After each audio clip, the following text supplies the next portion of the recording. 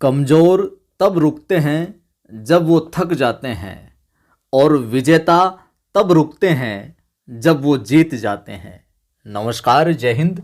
मैं हूं आपका दोस्त कवि आदि गणेश। आज से एक नया अध्याय, नया पाठ्यक्रम प्रारंभ करने जा रहे हैं, जो कि बहुत ही महत्वपूर्ण है। और आज जो मैं पाठ्यक्रम प्रारंभ करवाने जा रहा हूं आपके साथ में, वो बिल्कुल ऑथेंटिक बुक से मैं आपको करवा रहा हूं, और शायद ही आपको इतने अच्छे तरीके से निःशुल्क रूप से आपको कहीं भी ये जो पाठ्यक्रम मिले। तो आप सभी से अनुरोध है, जो हिंदी ग्रेड सेकंड के अंदर स्नातक स्तर वाला पाठ्यक्रम है, जिसके अंदर सबसे पहले आज हम बात करेंगे कबीर ग्रंथावली की, उसके बाद में मीराबाई के पद, सूर्यमल मिश्रण वगैरह साहब के कहानियाँ वगैरह, शुक्ल साहब वगैरह, रामधारी सिंह दिनकर वगैरह, उन तमाम लोगों की, विद्वानों की हम रचनाएं वगैरह देखेंगे। तो आपसे अनुरोध है, इस वीडियो को लाइक करना, आपको ज़्यादा से ज़्यादा लाइक करना है। मैं आपको एम देता हूं कि कम से कम 1000 लाइक तो होने ही चाहिए इस पर। ज़्यादा से ज़्यादा आपको कमेंट करना है, ज़्यादा से ज़्यादा लोगों को शेयर करना है, क्योंकि निःशुल्क रूप से आपको ग्रेड फर्स्ट और सेकंड का पाठ्यक्रम करवाया जा रहा है। तो मैं इसी आपसे आशा और उम्मीद और अपेक्षा रख सकता हूं कि मैं आपको इतना अच्छा कंटेंट दे रहा हूं, तो आपसे भी सहयोग की उम्मीद है कि आप ज़्यादा से ज़्यादा शेयर करके इस चैनल को आगे बढ़ाएँ, परिवार को आगे बढ़ाएँ। जितने ज़्यादा साथियों की मदद होगी, ईश्वर भी आपका उतना ही भला करेगा, उतनी ही मदद करेगा। प्रारंभ करते हैं। लाइक कर दो, शेयर कर दो, सब्सक्राइब कर लो। टेलीग्राम चैनल जिन्होंने ज्वाइन नहीं किया है, डिस्क्रिप्शन में लिंक मिल जाएगा। कवि आदि गणेश हिंदी, इस नाम से टेलीग्राम चैनल है, और जिस पर 4600 से ज़्यादा लोग जुड़े हुए हैं, उसको आप ज्वाइन है जो कर लीजिएगा। ठीक है, कवि आदि गणेश हिंदी नाम से, जिस पर मैं सूचनाएं वगैरह डालता हूँ और सवाल वगैरह डालता रहता हूँ। और वहीं पर आपको टेस्ट सीरीज काव्य शास्त्र की और हिंदी साहित्य इतिहास की टेस्ट सीरीज जो चल रही है निजी टेलीग्राम चैनल पर, इसी चैनल पर आपको जो उस टेस्ट सीरीज की सूचना मिल जाएगी, कैसे क्या ज्वाइन करना आप देख लीजिएगा वो। तो प्रारंभ करते हैं साहब, कबीर ग्रंथावली को बहुत अच्छे से देखेंगे। आज कबीर साहब के परिचय को बहुत अच्छे से देखेंगे, और बाद में जो इनके साखी के यहाँ पर प्रथम 5 अंग है। कबीर जो ग्रंथावली हम पढ़ने जा रहे हैं, उसके अंदर क्या क्या है।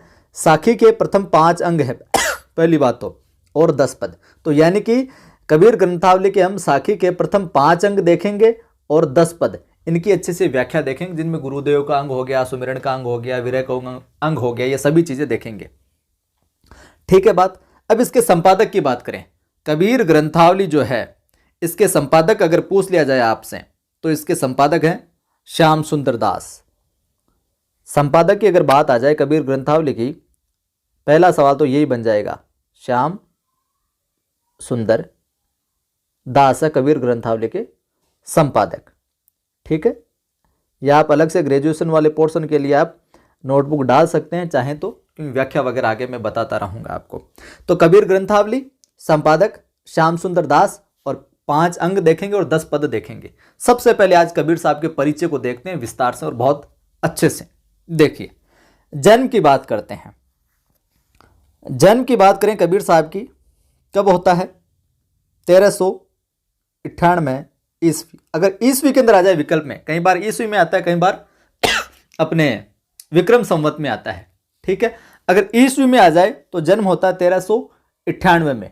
ठीक है, और वैसे पूछ लिया जाए या फिर 1455 विक्रम संवत, कितना, 1455।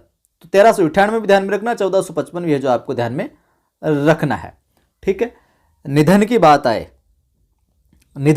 आए इनके, तो निधन हो जाता है साहब इनका 1518 ईस्वी में। और इधर कितना हो जाएगा, इधर हो जाएगा अपना 1575 विक्रम संवत। इधर कितना हो जाएगा, 1575। दोनों ये डेट है जो ध्यान में रखनी, 1398 ईस्वी और 1518 में निधन। इधर विक्रम संवत की बात करें 1455 और 1575। तो ये तो हो गया इनका मामला जन्म वाला। अब जन्म होता कहां पर है, जन्म स्थान इनका बताया जाता है साहब लहरतारा, काशी। स्थान कौन सा, जन्म स्थान। जन्म स्थान के संबंध में भी विद्वान अलग अलग बातें आती है, लेकिन ज्यादातर जगह क्या बताया जाता है, लहरतारा, काशी। लिख लीजिए आप, जन्म होता है काशी में।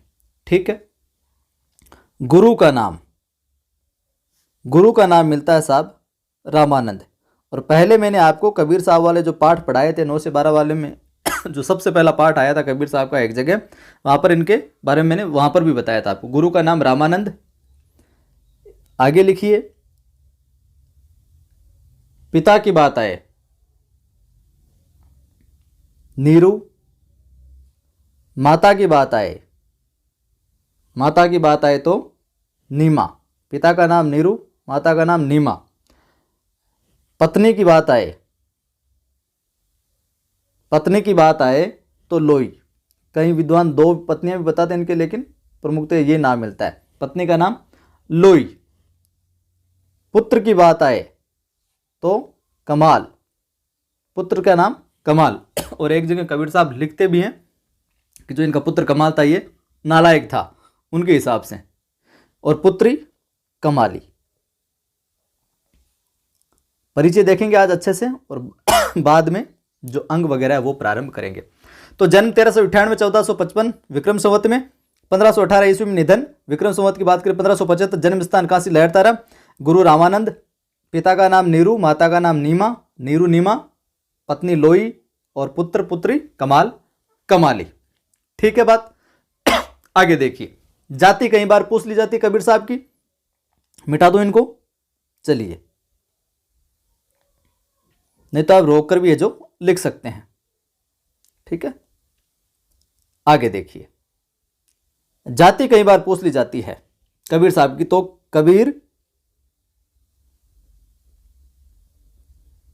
कबीर मुसलमान जुलाहे थे,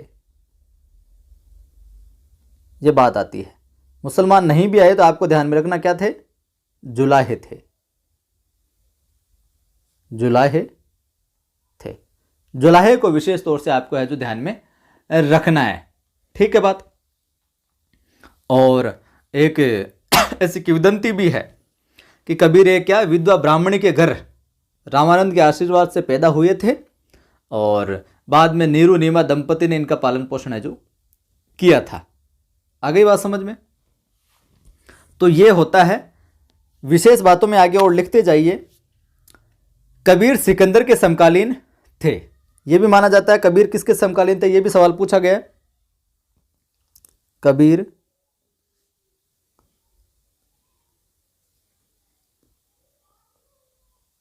एक मिनट, कबीर जो है, कबीर साहब अपने कबीर सिकंदर के समकालीन थे। किसके समकालीन, सिकंदर के समकालीन थे। ये भी बात आती है कबीर किसके, सिकंदर के। और सिकंदर द्वारा जो अत्याचार किए गए उनका वर्णन जो है अनंत दास कृत कबीर परिचय में है। ये भी ध्यान में रखिएगा। सिकंदर साहब इन पर अत्याचार करते हैं, और उन कबीर पर जो अत्याचार हुए उन अत्याचारों का वर्णन कहां पर है, अत्याचारों का वर्णन है अनंत दास कृत कबीर परिचय में। तो आपको ध्यान में रखना है, अनंत दास कबीर परिचय किसकी है, अनंत दास। इसके अंदर इन पर सिकंदर के द्वारा जो अत्याचार किए गए वो वर्णित उनके बारे में है जो कहा गया है, बताया गया है, कबीर परिचय। ठीक है बात। कबीर के जो पद हैं या यूं कहें शब्द, आध्यात्मिक भावबोध से युक्त उपदेश प्रदान है, जिनमें क्या है, उलट बांसी है जो देखने को हमें मिलती है। आ गई बात समझ में। और ये पढ़ाई लिखाई की इनकी बात करें कबीर साहब की, तो निरक्षर माना जाता है। ये एक जगह लिखते भी हैं कि मसीह कागज छुयो नहीं, कलम गही नहीं हाथ। तो मसीह कागज यानी नहीं छूने वाले, यानी कबीर के अपने अनुभव के आधार पर ही तत्कालीन समाज की जो विद्यमान उस समय की जो सामंती मानसिकता थी, जो ब्राह्मणवाद था एक तरीके से, जो मुल्लावाद था, शास्त्रीय एक तरीके की जो जकड़न थी, रूढ़ियाँ थी, आडंबर थे, सांप्रदायिकता थी, इन सब को इन्होंने क्या है, ललकारा है, फटकारा है। ये देखने को मिलता है। और वहीं कबीर जो है अपनी ईश्वर प्राप्ति की प्यास को शांत करने के लिए कबीर ने क्या किया, निर्गुण ब्रह्म का विकल्प सामने रखा। निर्गुण ब्रह्म का विकल्प है जो इन्होंने चुना। और ईश्वर को इन्होंने कहा है कि मंदिर मस्जिद के आडंबरों से मुक्त कर दिया, इन मंदिर मस्जिदों में मत ढूंढो। तो ईश्वर को, निर्गुण निराकार ब्रह्म को शुद्ध हृदय से गुरु की कृपा से इन्होंने स्वीकारा और ये आगे बढ़े। एक बात आपको ध्यान में रखनी है, कबीर 4 संप्रदायों से विशेष प्रभावित रहे हैं। ये लिख लीजिए। कौन कौन से संप्रदाय हैं वो आप नोट कीजिए।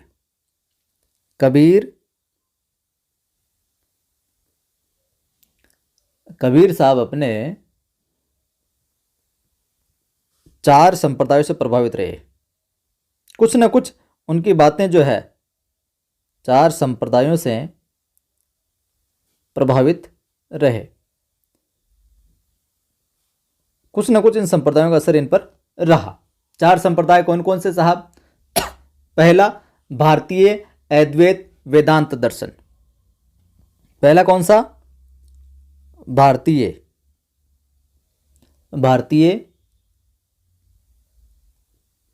अद्वैत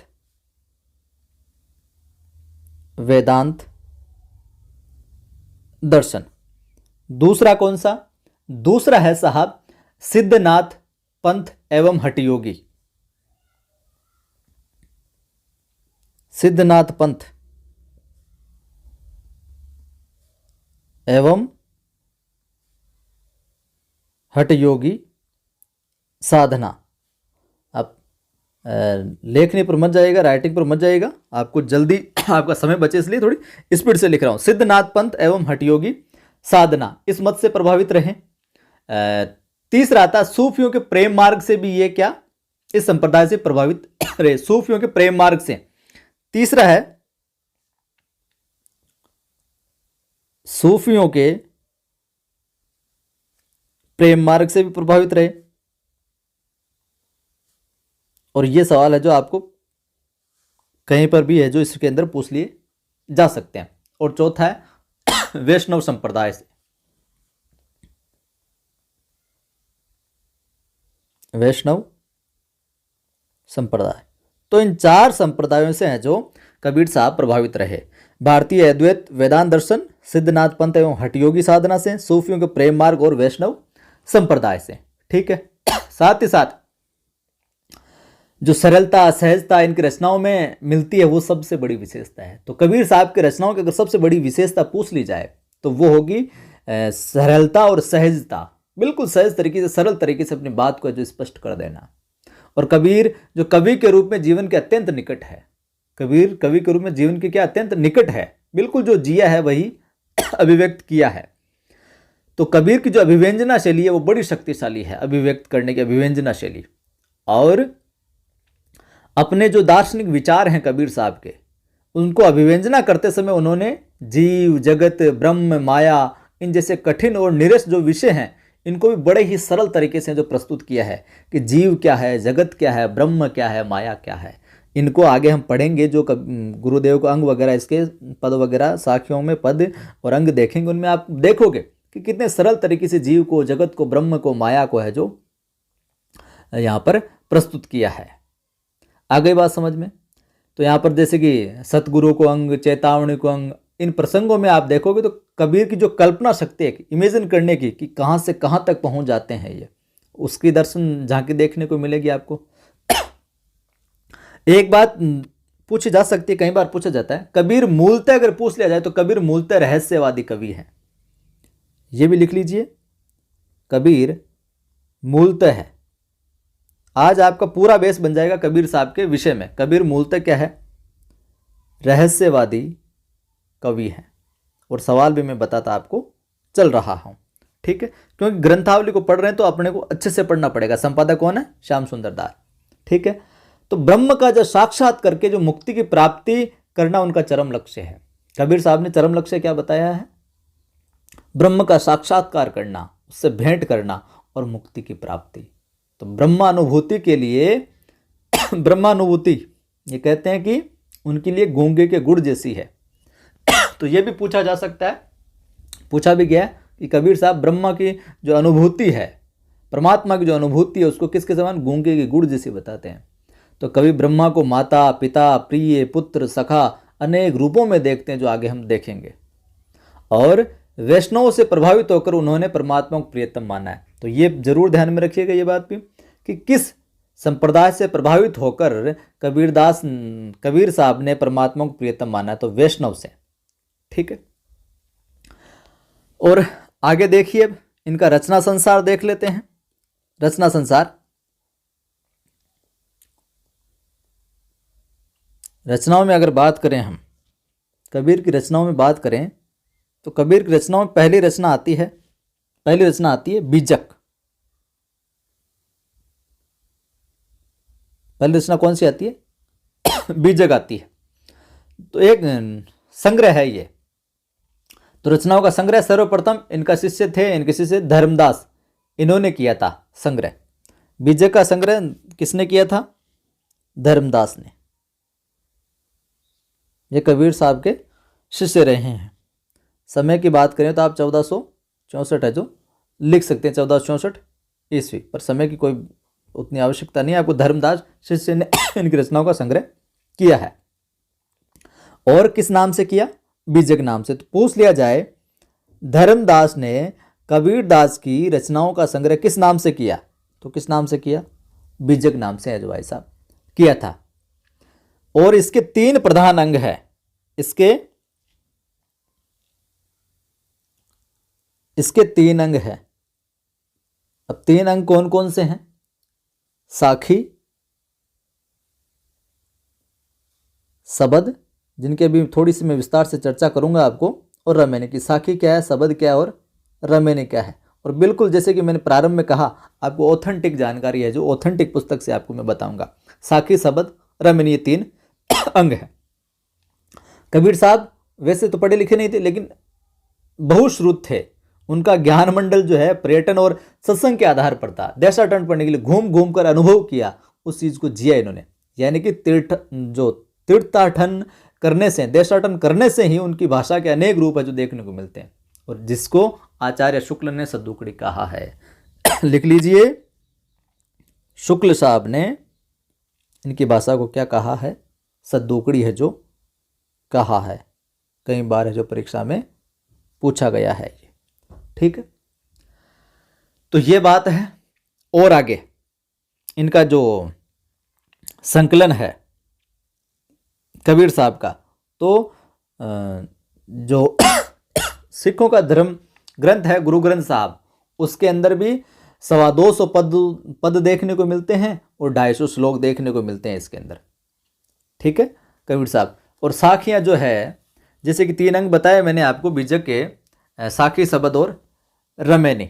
ठीक है, साखी के अंदर लगभग 353 दोहे देखने को मिलते हैं, सबद के अंदर 115 पद देखने को मिलते हैं, और रमेनी के अंदर 64 पद है जो देखने को मिलते हैं। साखी में 353, सबद में 115, रमेनी के अंदर 84। ये तो थी भाई साहब इनकी जानकारी। अब युद्ध है, साखी, सबद और रमेनी क्या है उनको देखते हैं। ठीक है, उनको देखने के बाद में अपना विधिवत रूप से कबीर ग्रंथावली के जो 5 अंग हैं उनमें से पहला अंग प्रारंभ करेंगे हम। ठीक है, देखिए साखी, सबद और रमेनी को थोड़ा सा विस्तार से आगे देखिए। और इनके एक गुरु का नाम, कई विद्वान इनके गुरु का नाम शेख तकी भी है जो बताते हैं। साखियाँ क्या है? साखियों की हम बात करें, थोड़ी सी चर्चा आप देख लीजिए, ये भी आपको जाननी आवश्यक है। तो साखी जो है साक्ष्य का तद्भव शब्द है, और कबीर द्वारा विरचित जो दोहे हैं इसी में आते हैं। जो कबीर के जो दोहे हैं वो किन में आते हैं? साखी के अंदर ही है जो आते हैं साहब। ठीक है, और साखी यानी साक्षी, साक्षी यानी क्या? जो जस्मदीद गवाह होता है, ऐसा व्यक्ति जिसने क्या घटना को अपनी आंखों से जो देखा है। तो कबीर ने स्वयं को कहा है कि साक्षी, अपने आप को जिनको घटनाओं में देखा, साक्षी यानी समस्याओं को सुलझाने के लिए प्रस्तुत की है, वो कहते हैं। तो कबीर की साखियां अनुभव से अनुप्राणित है। कहा भी गया है कि साखी आंखिन ज्ञान की, क्या है? साखी साक्षी है आंखिन ज्ञान की, आंखों से देख ज्ञान की। और निसंदेह कबीर ने अपनी साखियों में जीवन और प्रेम का व्यवहारिक अनुभव है जो व्यक्त किया है। संकलित साखियों की संख्या 809 के है जो आसपास से जो मानी जाती है। ठीक है, तो ये तो हो गया साखी का विवरण। शब्द की बात करें तो शब्द जो है, ये जो शब्द है यहाँ पर पूरा शब्द जो है वो शब्द का तद्भव है एक तरीके से। और ये क्या है, गेय पद हैं। शब्द क्या है, गेय पद हैं जो अनेक शास्त्रीय रागों पर आधारित हैं। तो गेय पद क्या, अनेक शास्त्रीय रागों पर आधारित है और इन्हें पद भी कहा जाता है। तो शब्द को क्या, पद भी है जो कहा जाता है। ठीक है बात। और कबीर ने अपने पदों में ब्रह्म, जीव, माया, मोक्ष, जगत आदि पर बड़ी है जो गंभीरता और दार्शनिकता से जो विचार किया है। तो ये पूछ लिया जाए, ब्रह्म, जीव, माया, मोक्ष, जगत आदि पर बड़ी गंभीरता से दार्शनिकता से विचार किया है। कहाँ पर, शब्दों में। एक उदाहरण द्रष्टव्य यहाँ पर, जिसके माध्यम से कबीर के पदों की अंतरात्मा में बड़ी सहजता से प्रवेश जो किया जा सकता है। तो यहाँ पर आपको ये साकी शब्द जो मैं बता रहा हूँ ये आपको अच्छे समझना है, सुनना है, केवल नोट, केवल साकी शब्द रमैनी इतना ही लिखना है, बाकी सुन लीजिए, समझ लीजिए। कि राम बिन तन की ताप न जाई, जल में अग्नि उठी अधिकाई। तुम जल निधि में जल कर मीना, जल में रहो जल ही बिन बीना। तुम्हें पैजरा में सुवनो तोरा, दर्शन देहु भागु बड़ मोरा। तुम सतगुरु में नोतम चेला, कहे कबीर राम रमु अकेला। रमैनी क्या है, तो साखी शब्द हो गया। रमैनी देखते हैं तीसरी चीज कि रमैनी क्या है। तो रमैनी कबीर वांग्मय में क्या बताया गया कि रमैनी शब्द का प्रयोग 3 अर्थों में हुआ है। रमैनी शब्द को, ये तीनों तो जरूर लिख लीजिए। रमैनी शब्द का प्रयोग 3 अर्थों में हुआ है, ये शीर्षक डाल लीजिए। रमैनी शब्द का अर्थ प्रयोग जो 3 अर्थों में है, कौन कौन सा। पहला है कि जिसमें संसार में जीवों के रमण का विवेचन हुआ है। रमैनी का जिसमें संसार के जो जीवों के रमण का है जो विवेचन हुआ है कि किस प्रकार से जीव यहाँ पर है जो जीवन यापन है जो करते हैं ये। दूसरी बात, वेद शास्त्रों के विचारों में रमण कराने वाली वो रमैनी है। वेद शास्त्रों के विचारों में रमण कराने वाले क्या है, रमैनी है। रमैनी को रामायण से भी जोड़ते हैं कहीं। एक छंद विशेष जिसके प्रत्येक चाप में 16 मात्राएं होती है। तो एक रमैनी एक छंद के रूप में भी है जो स्वीकार किया गया है, जिसमें क्या होता है, प्रत्येक चाप में 16 मात्राएं है जो होती है। ये चीज भी आपको ध्यान में रखनी है। तो ये हो गई साकी शब्द और रमैनी। वहीं कुछ विद्वान भी इनके बारे में कहते हैं, जैसे कि मैं आपको बता रहा था, ये अपने रमैनी का सीधा संबंध रामायण से भी माना जाता है। जो डॉक्टर नजीर मोहम्मद साहब है वो कहते हैं कि रामायण से ये रामायणी बना, फिर रमैनी बना और फिर रमैनी हो गया। ये स्वाभाविक है। तो साधारण जनता के बीच में रामायण का क्या रमैनी हो जाना संभव है। आचार्य हजारी प्रसाद द्विवेदी भी इनके विषय में लिखते हैं क्या, कि मेरा अनुमान है इस रमैनी के विषय में, कि मेरा अनुमान है कि दोहा चौपाइयों में लिखी गई जो तुलसीदास की रामायण के प्रभाव से ही, रामायण के प्रभाव ने कबीर पंथियों को भी अपनी रामायण बनाने का प्रोत्साहित किया था। तो दोहा चौपाई में लिखित पदों को क्या रमैनी है जो कहा जाने लगा था। ठीक है। और कबीर बीजे की एक साखी में यह बताया गया भी है कि जो मिलिया सो गुरु मिलिया, सीख न मिलिया कोई, यानी शिष्य न मिलिया कोई, और 6,96,000 रमैनी एक जीव पर होय। कि जो मिलिया सो गुरु मिलिया, सीख न मिलिया कोई, और 6,96,000 रमैनी एक जीव पर होय। तो ये हो गया कबीर ग्रंथावली श्याम सुंदर दास कृत और अपना ये परिचय इनका बहुत अच्छे से। अब कल की क्लास में हम प्रारंभ करेंगे इनका क्या, सबसे पहला अंग गुरुदेव को अंग। सबसे पहला अंग कौन सा, गुरुदेव को अंग, जिसमें प्रारंभ करेंगे क्या, गुरुदेव को अंग क्या है, अंग का परिचय क्या है, और अंग के अंदर जितनी भी जो पंक्तियां दी गई है उनका है जो हम शब्दार्थ देखेंगे, भावार्थ देखेंगे। पहला ही है, सतगुरु सवान को सगा आसोदी सही न दाती, और हरिजी सवान को हितु हरिजन सही न जाती।